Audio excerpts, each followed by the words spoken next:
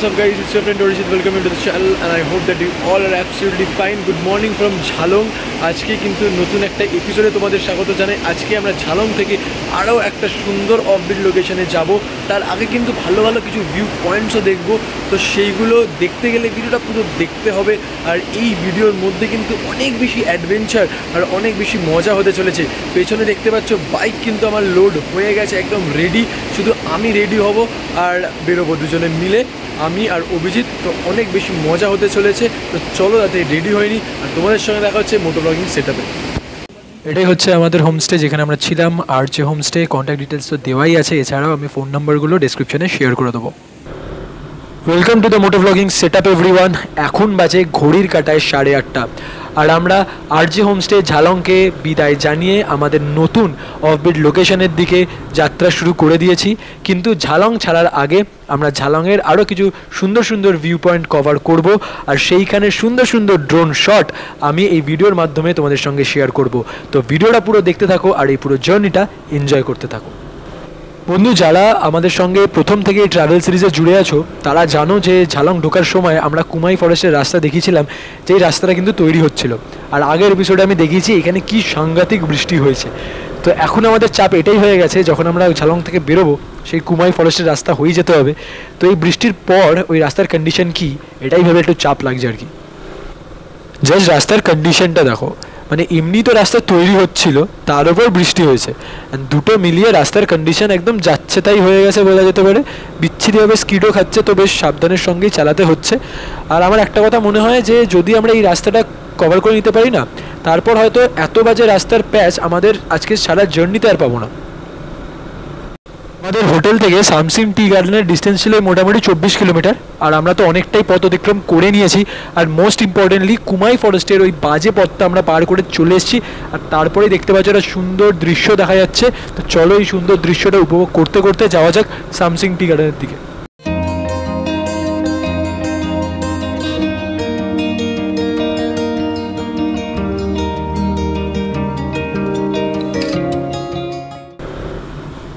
আমরা এই ডান দিকের রাস্তাটা ধরে সোজা চলে যাব সামসিং টি গার্ডেনের দিকে, কিন্তু তার আগে আর একটা ভিউ পয়েন্ট পড়বে যার নাম হচ্ছে মূর্তি খোলা, বা বলতে পারো মূর্তি নদীর ধারে একটা পিকনিক স্পট। তো গিয়ে তোমাদের অবভিয়াসলি পুরো জায়গাটা তো ঘুরে দেখাবই, তার সঙ্গে শেয়ার করে দেবো কিছু কন্ট্যাক্ট ডিটেলস আর বেসিক ইনফরমেশন, যাতে ভবিষ্যতে তোমরা এখানে এলে অবশ্যই তোমাদের এটা কাজে লেগে যাবে।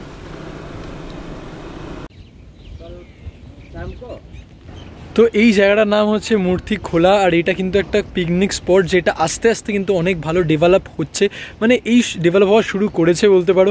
আর এই পেছনে যে নদীটা দেখতে পাচ্ছ এই নদীর নাম হচ্ছে মূর্তি নদী। আর জায়গাটা কিন্তু খুবই সুন্দর। তোমরা যদি আশেপাশে আসো, তো কখনো যদি তোমাদের কাছে একটু এক্সট্রা টাইম পড়ে থাকে, তো এই নদীর ধারে কিন্তু ক্যাম্পিং কিংবা একটা পিকনিক তোমরা করতেই পারো। তো এই জায়গাটা একটা সিনেম্যাটিক শট দেখে নাও।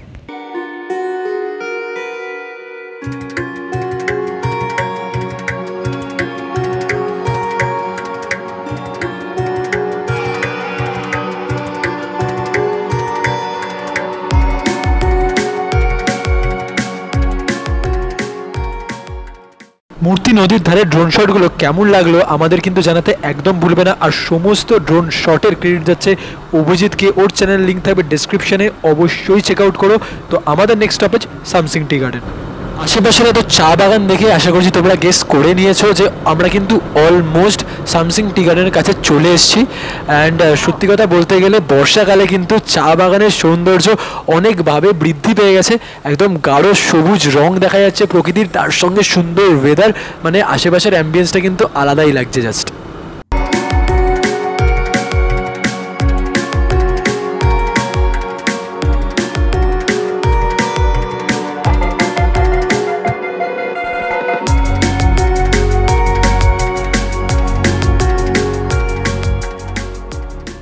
বন্ধু, আমরা চলে এসেছি আজকের প্রথম ভিউ পয়েন্ট, যেটা হচ্ছে সামসিং টি গার্ডেন, যেটা ডুয়ার্স রিজিনে কিন্তু একটা খুব ফেমাস ভিউ পয়েন্ট। আর পেছনে দেখতেই পাচ্ছ অনেক মানুষকেও কিন্তু চলে এসছে। আর যখন আমরা ঢুকছিলাম তখন তো তোমরা আশেপাশে দৃশ্যটা দেখে বুঝতেই পেরেছো জায়গাটা কতটা সুন্দর। তো চলো একটা সুন্দর সিনেম্যাটিক শট তোমাদের দেখিয়ে দিই, আশা করছি তোমাদের এটা ভালো লাগবে।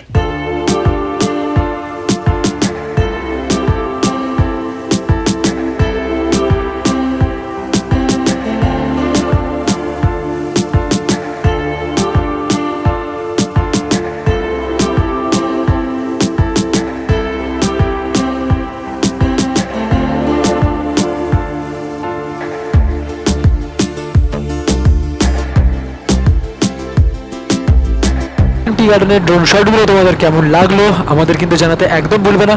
আর এখন আমরা সামসিং টি গার্ডেন থেকে বেরিয়ে যাচ্ছি মালবাজারের পথে। আর মালবাজার থেকে আমরা গৌড়বাথানের সুন্দর একটা সিনিক বিউটিওয়ালা রাস্তা ধরে আজকে চলে যাব লাভা কিংবা কোলাখাম। তো আজকে আমাদের ফাইনাল ডেস্টিনেশন কোনটা হবে সেটা ডিসাইড করে দেবে কিন্তু ওয়েদার কন্ডিশন আর রাস্তার কন্ডিশন। কিন্তু একটা জিনিস আমি তোমাদের বলতে পারি, রাস্তা কিন্তু খুব সুন্দর সিনিক বিউটিওয়ালা একটা রাস্তা আছে, তার সঙ্গে থাকবে একদম ভরপুর অ্যাডভেঞ্চার। তো সব কিছুর মজা নিতে গেলে ভিডিওটা কিন্তু পুরো দেখতে হবে। এটা হলো মাটেলি বাজার। আর ঝালং যাওয়ার দিন আমরা এইখান থেকেই কিন্তু আমাদের লাঞ্চটা করেছিলাম, যারা দেখেছো তারা অবভিয়াসলি জানবে। তো আমাদের প্রথম এটাই ছিল, প্ল্যান ছিল যে এইখান থেকেই আজকেও আমরা ব্রেকফাস্টটা করে নেবো, যেহেতু এখনও আমাদের ব্রেকফাস্ট করা হয়নি।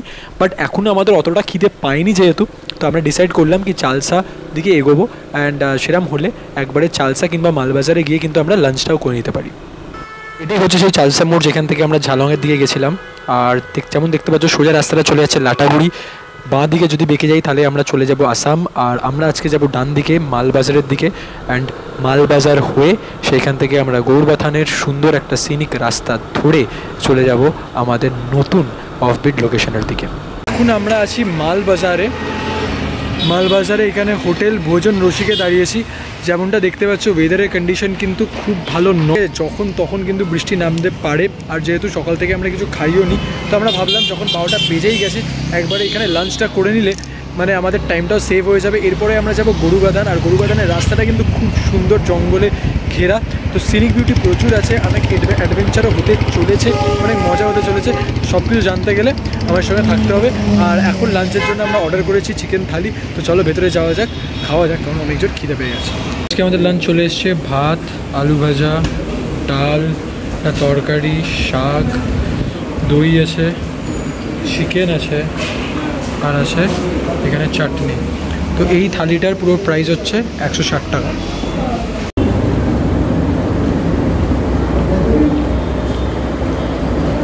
জাস্ট অসাধারণ খাবারটা করে যা, মানে এত সুন্দর, এত লাইট, আর পুরো বাড়ির মতন, ঠিক আছে।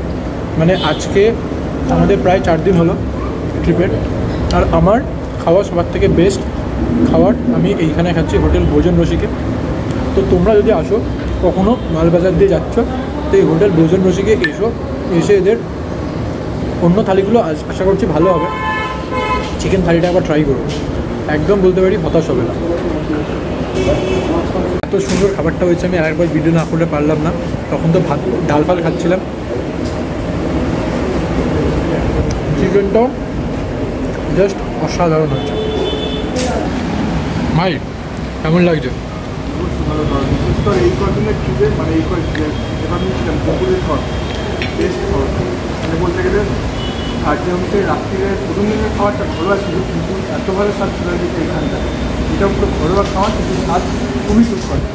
মানে পুরো মনে হচ্ছে বিয়ে বাড়িতে দুপুরবেলা ভাত খেতে বসে পুরো তৃপ্তি করে লাঞ্চ করা হবে। একদম একদম বিভৎস ভালো খাবার।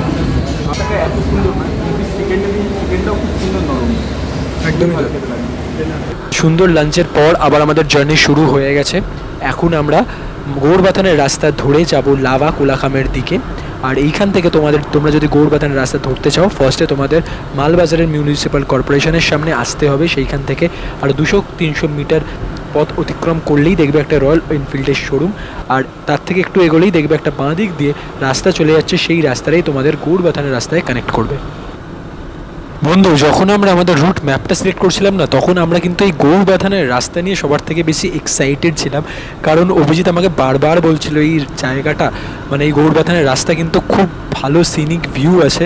অ্যান্ড আর এখন যেহেতু বর্ষাকাল, আমরা আশা করতেই পারি সেই সিনিক ভিউ আরও বেশিভাবে বৃদ্ধি পেয়ে যাবে। তো মালবাজার থেকে গৌড়বাথানের ডিস্টেন্স হচ্ছে মোটামুটি 15 কিলোমিটার, আর আমাদের প্রায় আধ ঘন্টা থেকে 45 মিনিট লাগবে, কারণ রাস্তার কন্ডিশন কিন্তু অতটাও ভালো নয়। চারিপাশে গাছপালায় ঘেরা এই পরিবেশ, মধ্যিখান থেকে একটা সুন্দর রাস্তা চলে যাচ্ছে, তার সঙ্গে ওয়েদারটাও কিন্তু দুর্দান্ত। তো জাস্ট জমে গেছে রাইডটা।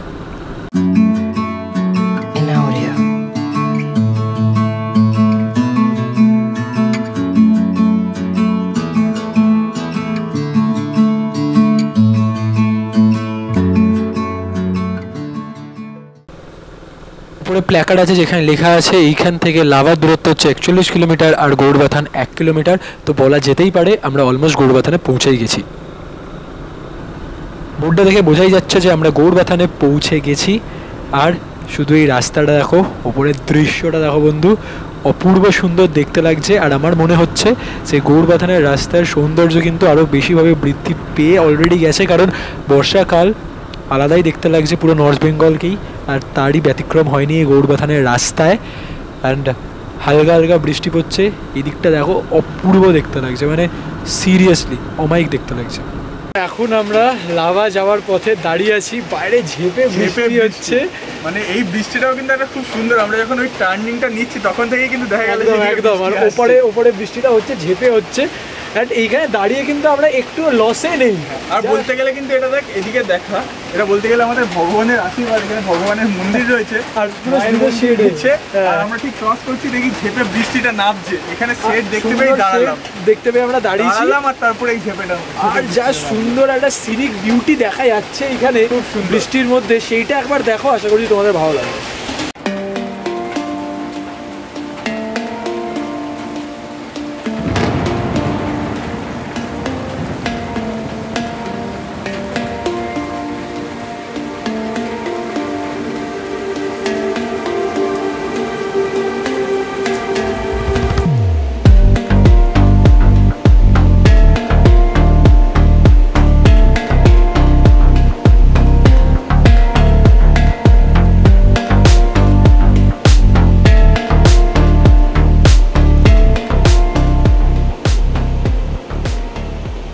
এইখান থেকে লাভা আরও 33 কিলোমিটার। আর আমি এখন মোটো ব্লগিং করছি না, কারণ প্রচণ্ড জোরে বৃষ্টি পড়ছে। তো চলো, যেটুকুনি পারবো আমি মোবাইলের ক্যামেরা দিয়ে তোমাদের দেখানোর চেষ্টা করছি। গৌড়বাথান থেকে লাভা যাওয়ার পথে এরম একটা রাস্তার উপরেই একটা মনেস্ট্রি দেখতে পাবে, খুব সুন্দর। আর তাই জন্যই ভাবলাম একবার এই জায়গাটা তোমাদের সঙ্গে শেয়ার করি।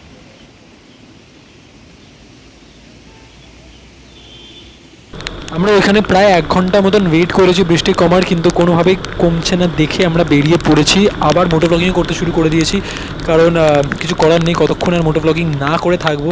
আর এখন কিন্তু প্রকৃত অর্থে যাকে বলে মনসুন রাইড, সেটা হচ্ছে। ঝেপে বৃষ্টি পড়ছে, তার সঙ্গে বাইক আর পাহাড়ের সৌন্দর্য আলাদাই দেখতে লাগছে। তো এখন জাস্ট আমি কিছু বলবো না, কিছুক্ষণ তুমি এই বৃষ্টি যাওয়ার যে সঙ্গে এই বাইকের আওয়াজ, এই পুরো অ্যাম্বিয়েন্সটাকে একটু ফিল করার চেষ্টা করো তোমরা।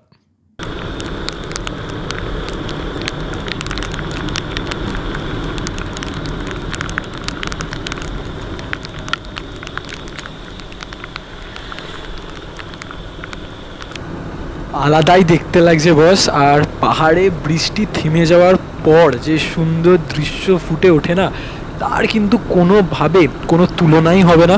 অ্যান্ড এইটাই হচ্ছে সবার থেকে ভালো জিনিস বর্ষাকালে বৃষ্টির সময় একটু অসুবিধা হয়, কিন্তু বৃষ্টি থেমে যাওয়ার পর যে সৌন্দর্যটা আমাদের চোখের সামনে ভেসে ওঠে পাহাড়ের, সেটার কিন্তু আলাদাই দেখতে লাগে।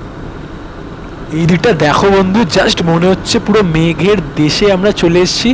একটা অপূর্ব সৌন্দর্য আমাদের চোখের সামনে ফুটে উঠেছে, মানে কোন জায়গাটা ছেড়ে কোনটা রেকর্ড করবো সেটাই বুঝতে পারছি না, মানে অপূর্ব দেখতে লাগছে। আর এইখান থেকে লাভার ডিস্টেন্স হচ্ছে আরও 21 কিলোমিটার। বন্ধু, লাভা থেকে 21 কিলোমিটার আগে আমরা দাঁড়িয়ে একটু চা খেতে দাঁড়িয়েছি, কারণ বৃষ্টি অনেকক্ষণ ধরে হচ্ছিল, ঠান্ডাও লাগছিল টু বি অনেস্ট। আর বৃষ্টি এখন কমে গেছে, যেমন দেখতে পাচ্ছ আস্তে আস্তে মেঘ কিন্তু ক্লিয়ার হচ্ছে। আর আমি যেখানে বসে আছি তার সামনের ভিউটা একবার দেখবে, জাস্ট দেখো।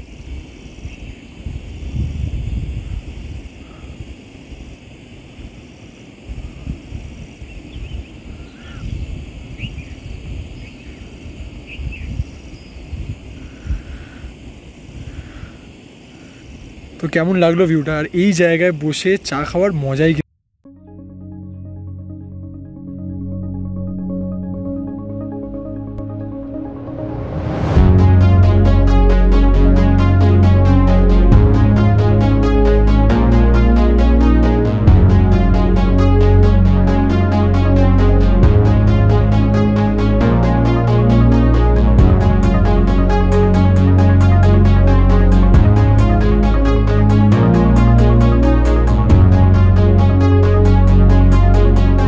একটা সুন্দর ভিউয়ের সঙ্গে একটা সুন্দর চা আমরা উপভোগ করলাম। আদা দিয়ে চাটা করেছিল, দারুণ খেতে ছিল। আর তার সঙ্গে তোমাদের ড্রোন শটগুলো কেমন লেগেছে ওই জায়গাটার সেটা কিন্তু আমাদের কমেন্ট করে জানাতে একদম ভুলবে না। আর এখন কিন্তু ওয়েদারটা অনেক ভালো হয়ে গেছে, বৃষ্টি তো কমেই গেছে আর আস্তে আস্তে কিন্তু আকাশটাও ক্লিয়ার হচ্ছে। আর উপরে দেখো সূর্যদেবের দর্শন পেয়ে গেছি। তো আজকে কিন্তু আমরা প্রত্যেকটা ওয়েদারের মজা নিয়েছি বেসিক্যালি। প্রথমে যখন বেরিয়েছিলাম তখন কিন্তু মেঘলা ছিল, তারপরে আস্তে আস্তে বৃষ্টি হলো, আর এখন সূর্যদেবেরও দর্শন পেয়ে গেলাম। তো বলতে পারো একটা অ্যাডভেঞ্চারাস রাইড হয়েছে, প্রকৃত অর্থে যেটা বলে অ্যাডভেঞ্চার, সেটা কিন্তু আজকে আমরা উপভোগ করেছি। আশা করছি তোমরা ভিডিওটা দেখতে দেখতে সেগুলো উপভোগ করতে পেরেছো।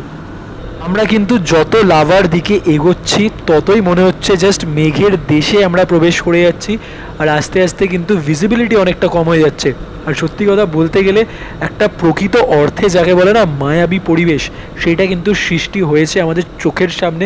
আমি জানি না আমাদের ক্যামেরার লেন্স কতটা জাস্টিফাই করছে, কিন্তু একটা সত্যিকারের যাকে বলে মায়াবী পরিবেশ, ভৌতিক পরিবেশ বললেও কিছু খারাপ হবে না, সেটাই কিন্তু সৃষ্টি হয়েছে। আর এইখান থেকে লাভার ডিস্টেন্স হচ্ছে আরও 3 কিলোমিটার মতো। বন্ধু এখন আমরা লাভায় চলে এসেছি, আর এই দিকে যে ডান দিকের রাস্তাটা ঢুকে যাচ্ছে দেখছো, এই রাস্তা ধরে এগোলেই কিন্তু Neora valley national park. Neora valley national পার্কে ঢুকতে গেলে মাথা পিছু টিকিটের দাম হচ্ছে 120 টাকা। আর সেই নেওড়া ভ্যালি ন্যাশনাল পার্ক থেকেই যদি আমরা আরেকটু এগোই মানে 7-8 কিলোমিটার, তাহলেই আমরা পৌঁছে যাব কোলাখাম। কিন্তু লোকজন বলছে কোলাখামের রাস্তা অতটা ভালো নয়, তাই জন্য আজকে আমরা যাবো না, আর বৃষ্টিও পড়েছে, তাই জন্য আমরা ডিসাইড করেছি আজকে লাভাতেই স্টে করব। তো এটা হচ্ছে লাভা মনেস্ট্রি, আমরা নিশ্চয়ই ভিজিট করব আর পুরো জায়গাটা তোমাদের ঘুরিয়ে দেখাবো, বাট সেটা দেখতে গেলে তোমাদের দেখতে হবে next episode. A few moments later. এই 302 নম্বর রুম, যার মধ্যে দেখতে পাচ্ছ কি সুন্দর একটা রুম। এইখানে আছে বেড আমাদের, এখানে একটা ছোট্ট সুন্দর টেবিল যেখানে অবভিয়াসলি আমাদের লাগেজগুলো প্যাক করা আছে। এইটা হচ্ছে টিভি, এইখানে একটা আয়না, আর এটা যত সম্ভবত বাথরুম, সুন্দর বড় স্পেশিয়াস একটা বাথরুম, গিজার আছে, খুব ভালো। তো চলো মেন আকর্ষণ যে জায়গাটা ওটা নিয়ে যাই তোমাদের, যে এইখানে একটা সুন্দর ব্যালকনি আছে। এই হলুদ হলুদ জায়গাটা দেখতে পাচ্ছ, এইটা হচ্ছে মনেস্ট্রি, একদম মনেস্ট্রির একদম কাছে আমাদের হোটেলটা। আর এইখানে তলায় ফুটবল খেলা হচ্ছে, সুন্দর মাঠ আছে একটা, সামনের ভিউটা খুব ভালো, যদিও এখনো দেখা যাচ্ছে না কারণ পুরো মেঘে ঢেকে গেছে, তাই জন্য। কিন্তু কাল সকালবেলা আমি জাস্ট বুঝতে পারছি যে কি সুন্দর একটা ভিউ আমি তোমাদের উপহার দিতে চলেছি। তো তার জন্য এক্সাইটেড, অ্যান্ড তার জন্য কিন্তু নেক্সট এপিসোডটা দেখতে হবে। সুন্দর কিছু ভিউজ এইখান থেকে আমরা তোমাদের দেখাবো, আশা করি তোমাদের ভালো লাগবে। এখন তো দেখতেই পাচ্ছ দেখা যাচ্ছে না কিছুই, পুরো মেঘে ঢেকে গেছে। আর হুট করে মেঘটা ঢেকে ঢাকলো, জানো তো, যখন আমরা ঢুকছিলাম এতটা মেঘে ঢাকা ছিল না, কিন্তু তারপরেই হঠাৎ করে মানে চেক ইন করতে করতে এতটা মেঘে ঢেকে গেল। আর আমাদের এই হোটেলটা আমাদের পার ডে 1200 টাকা করে নিয়েছে, অ্যান্ড ফুডিংটা কিন্তু আলাদা। তো অবভিয়াসলি আমি এই হোটেলের ডিসক্রিপশন দিয়ে দেবো, যে কোথায় গুগল ম্যাপের লিঙ্ক দিয়ে দেবো, অ্যান্ড এদের কন্ট্যাক্ট নাম্বারও দিয়ে দেবো। তোমরা যদি লাভা আসো তো অবভিয়াসলি এখানে স্টে করতে পারো। আমরা এখন লাভায় আছি, আর হোটেলের রুমটা তো দেখালাম, তো চলটা তোমায় দেখিয়ে দিই। Hotel Shantiniketan inn, phone number দেওয়া আছে, বাট আমি আর ভালোভাবে দেখিয়ে দেবো। তো এইখানে আমাদের বাইক একটু পরে আনলোড করব, আর আবার বৃষ্টি নেমে গেছে। তো আজকে বেশ একটা অ্যাডভেঞ্চারাস দিন গেল, যার মধ্যে মানে মনসুন রাইড যে আমরা বলছি, আজকে প্রকৃত অর্থে মনসুন রাইড হয়েছে আমাদের। তো চলো এবার আস্তে আস্তে বাইক থেকে লাগেজগুলোকে নামাই, আর একটু ফ্রেশ হয়ে নিই, তারপর তোমাদের সঙ্গে আবার দেখা হচ্ছে। A few moments later. Video transfer করা হয়ে গেছে, আর এখন আমরা তলায় চলে এসেছি হোটেলের ডিনার করতে। তো দেখা যাক ডিনারে কি দিয়েছে। তো ভাত আছে, একটা পাঁপড়, তরকারি, ডিমের কারি আর ডাল। ঠান্ডাটা কেমন পাবো? মানে এই 3 দিনে সব থেকে বেশি ঠান্ডা। ভেবেছিলাম ঠান্ডা হবে, কিন্তু এরকম ঠান্ডা থাকবে ভাবিনি। পুরো ঘরের ভিতরে মানে জানলা খুলে দিলে মেঘ ঢুকছে এখনো, এরকম ভালো। দার্জিলিং মানে আমরা তো এরপরে হয়তো দার্জিলিং যেতে চলেছি, তো এখানে এরকম দার্জিলিংয়ে তো কী হবে বুঝতে পারছি না, কিছু গরমের জিনিস আনিনি। আমার মনে হচ্ছে আমাদের দার্জিলিংয়ে গিয়ে একটু ইনভেস্ট করতে হবে, বুঝলি। প্রথমে চেষ্টা করবো 2-3টে জামা পরে যদি কাজ চলে যায়, নয়তো আবার ইনভেস্টে হয়। তো চলো খেয়ে নিই একটু। তো ডিনার করতে যাওয়ার আগে অর্ধেক ফাইল ট্রান্সফার করে গেছিলাম, আর এখন অ্যাট লাস্ট সব ফাইল ট্রান্সফার হয়ে গেছে। এই ঘরের অবস্থা দেখো, এইগুলোকেও আমাদের গোছাতে হবে, কারণ কালকে এইখান থেকে আমরা বেরিয়ে আবার নতুন একটা লোকেশনে যাব। সেটাও অবভিয়াসলি তোমাদের সঙ্গে শেয়ার করব নতুন একটা এপিসোডে, কিন্তু সেটার জন্য নতুন এপিসোডটা তোমাদের দেখতে হবে আর আমাদের সঙ্গে থাকতে হবে। তো আজকের ভিডিওটা এইখানেই শেষ করলাম। আশা করছি এই ভিডিওটা তোমাদের ভালো লেগেছে। কেমন লেগেছে কমেন্ট করে কিন্তু আমাদের একদম জানাবে। আর যদি আমাদের চ্যানেলে নতুন হও, আমাদের চ্যানেলটাকে সাবস্ক্রাইব করো, কারণ তোমাদের support is the most important thing. So দেখা হচ্ছে নতুন একটা ভিডিওতে। Till then stay happy, stay blessed and keep enjoying this beautiful weather you got. Adios, amigos.